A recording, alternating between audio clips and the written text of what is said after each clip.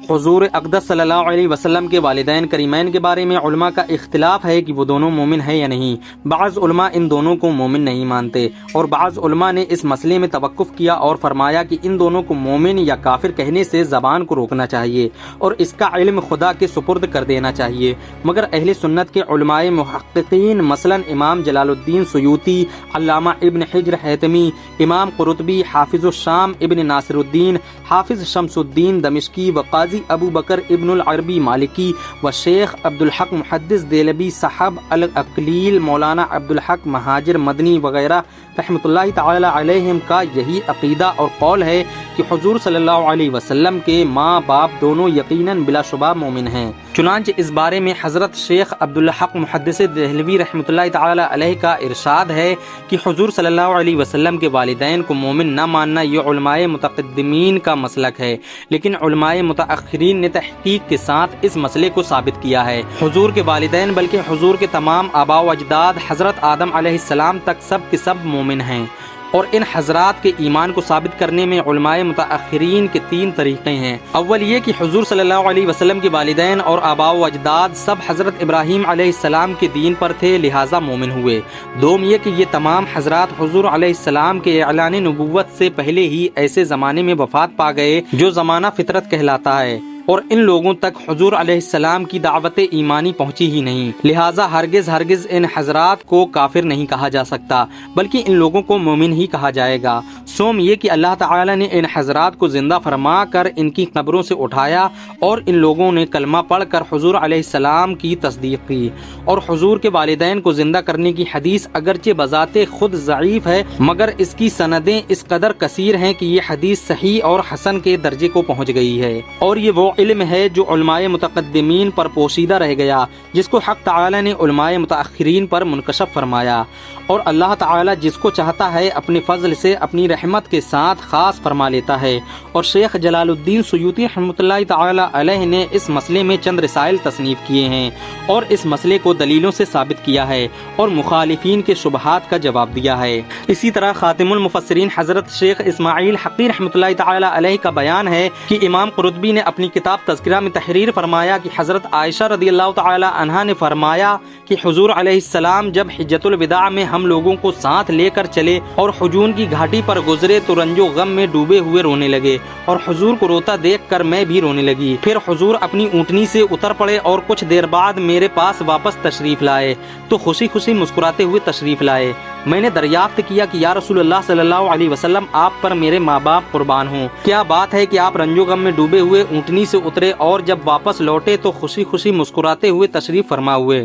تو حضور نے ارشاد فرمایا کہ میں اپنی والدہ حضرت آمنہ کی قبر کی زیارت کے لیے گیا تھا اور میں نے اللہ تعالی سے سوال کیا کہ وہ ان کو زندہ فرما دے، تو خداوند تعالی نے ان کو زندہ فرما دیا اور وہ ایمان لائیں۔ اور الاشباح النظائر میں ہے کہ ہر وہ شخص جو کفر کی حالت میں مر گیا ہو اس پر لعنت کرنا جائز ہے بجز رسول اللہ صلی اللہ علیہ وسلم کے والدین کے، کیونکہ اس بات کا ثبوت موجود ہے کہ اللہ تعالی نے ان دونوں کو زندہ فرمایا اور یہ دونوں ایمان لائے۔ یہ بھی ذکر کیا گیا ہے کہ حضور علیہ الصلوۃ والسلام اپنے ماں باپ کی قبروں کے پاس روئے اور ایک خشک درخت زمین میں بو دیا اور فرمایا کہ اگر یہ درخت ہرا ہو گیا تو یہ اس بات کی علامت ہوگی کہ ان دونوں کا ایمان لانا ممکن ہے، چنانچہ وہ درخت ہرا ہو گیا۔ پھر حضور علیہ الصلوۃ والسلام کی دعا کی برکت سے وہ دونوں اپنی اپنی قبروں سے نکل کر اسلام لائے اور پھر اپنی اپنی قبروں میں تشریف لے گئے، اور ان دونوں کا زندہ ہونا اور ایمان لانا نہ عقلاً محال ہے نہ شرعاً، کیونکہ قرآن شریف سے ثابت ہے کہ بنی اسرائیل کے مقتول نے زندہ ہو کر اپنے قاتل کا نام بتایا۔ اسی طرح حضرت عیسیٰ علیہ السلام کے دست مبارک سے بھی چند مردے زندہ ہوئے۔ جب یہ سب باتیں ثابت ہیں تو حضور صلی اللہ علیہ وسلم کے والدین کے زندہ ہو کر ایمان لانے میں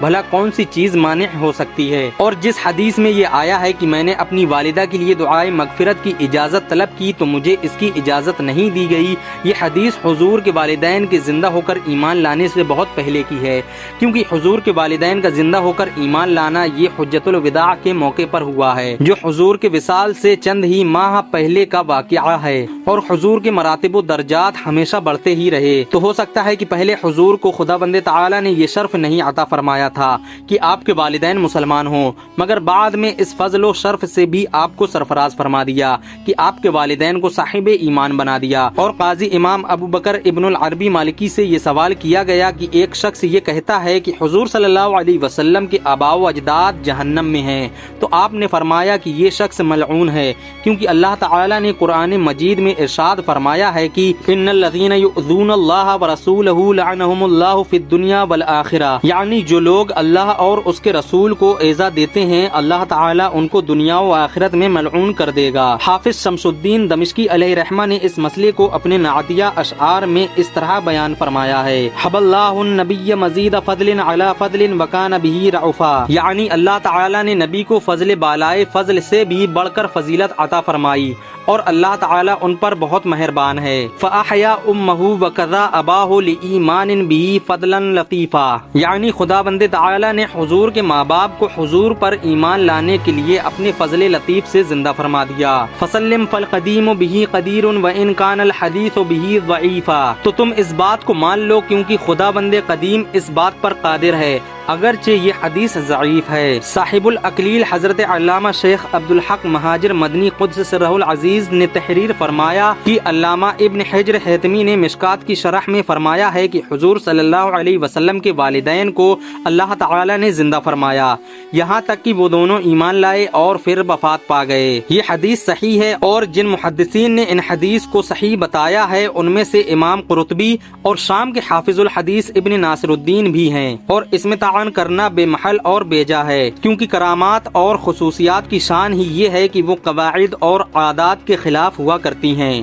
چنانچہ حضور صلی اللہ علیہ وسلم کے والدین کا موت کے بعد اٹھ کر ایمان لانا، یہ ایمان ان کے لیے نافع ہے، حالانکہ دوسروں کے لیے یہ ایمان مفید نہیں۔ اس کی وجہ یہ ہے کہ حضور کے والدین کو نسبت رسول کی وجہ سے جو کمال حاصل ہے وہ دوسروں کے لیے نہیں ہے، اور حضور کی حدیث ہے کہ کاش مجھے خبر ہوتی کہ میرے والدین کے ساتھ کیا معاملہ کیا گیا ہے۔ اس کے بارے میں امام سیوطی نے در منصور میں فرمایا کہ یہ حدیث مرسل اور ضعیف الاسناد ہے۔ بہرکیف مندرجہ بالا اقتباسات جو معتبر کتابوں سے لیے گئے ہیں ان کو پڑھ لینے کے بعد حضور اقدس صلی اللہ علیہ وسلم کے ساتھ والہانہ عقیدت اور ایمانی محبت کا یہی تقاضا ہے کہ حضور کے والدین اور تمام آباء و اجداد بلکہ تمام رشتہ داروں کے ساتھ ادب و احترام کا التزام رکھا جائے،